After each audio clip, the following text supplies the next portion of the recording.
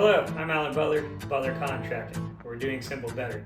Today we're going to talk about a roof estimate, how you might go about getting a roof estimate.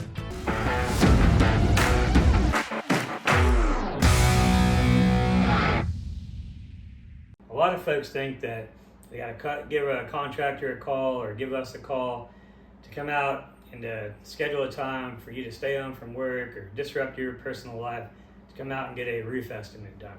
Well, time out. We got something better. There's technology out there that we use within Butler Contracting to pull reports on your roof. If it's an insurance job, if you could send us over your insurance estimate, gives us a better idea and understanding of what's going on in your particular home so we can get some ballpark bracketed pricing ideas. And with that, we'll be able to set up and schedule a phone consultation. We can talk some options and see what option might be right for you.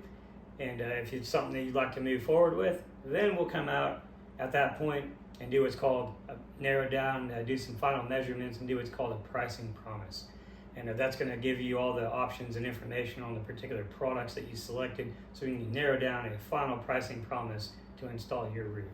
So if you're looking to get a roof repaired or replaced, give Butler Contracting a call and we'll see you on your next project.